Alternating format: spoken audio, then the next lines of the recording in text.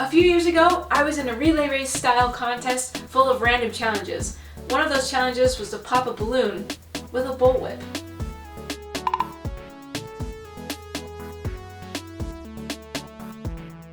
So at this point in time, I had never actually held a whip before in my own hands. So it took me forever to get that balloon to pop.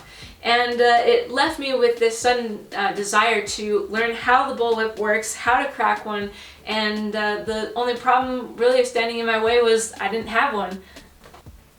A bunch of YouTube videos and tutorials later, I finally figured out how to make my own bullwhip with some paracord and some other supplies.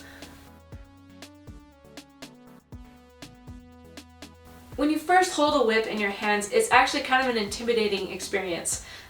It's kind of hard to control, and you learn really quickly that it likes to flail and kind of go everywhere seemingly uncontrollably when you just make a subtle movement with your hands. So that's why I actually encourage you not to try this at home.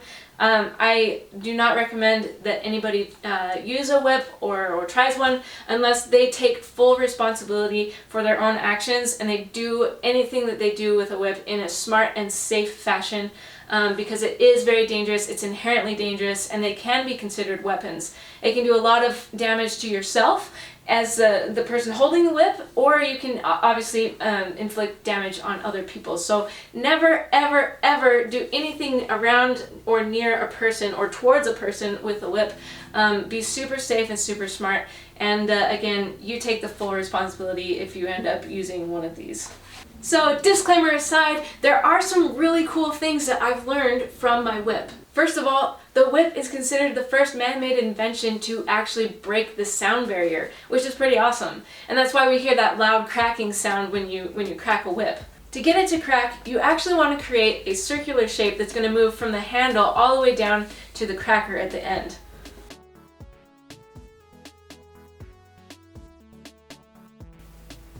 When the coil reaches the end, it flings the cracker with tons of energy, and that's one reason why whips are so dangerous. They can actually totally destroy things like cardboard, small sticks, human flesh, or even eggs if you're really accurate.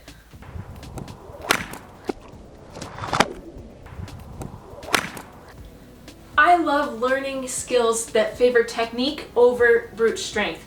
And that's one of the things that I really love about cracking a whip, is that if your technique is good, the whip is actually going to crack on its own. My go-to technique is the cattle crack. All it is moving your arm from a downward position to an upward position and then back down. So start with the whip behind you, arm pointing towards the ground, then bring your arm straight up near your ear, bending at the elbow. When you feel the whip start to fall behind you, go ahead and drop your arm again to the starting position. Once technique is perfected, it's very satisfying, and adding strength to it can make louder sounds. However, strength isn't the requirement.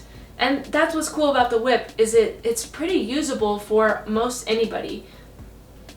Muscling through it and trying to force it to crack can work, but it looks sloppy and can even cause injuries to the one holding the whip. I think it's a good thing to look for in other areas of life. Sometimes we handle things just by strength alone. We kind of brute force our way through it, or we white knuckle it all the way through. And yes, there are definitely times when we need strength. We need that strength to carry us through. But we often forget that technique is something that can be just as powerful as strength. So here's your challenge. Next time you feel stressed or pressured or overburdened, take a minute to ask yourself if there's another way that you can accomplish your goals or relieve your burdens. You may find that an adjustment to your technique or the way that you're handling the situation is all that you really needed. Thanks so much for watching, and I'll see you on the next one.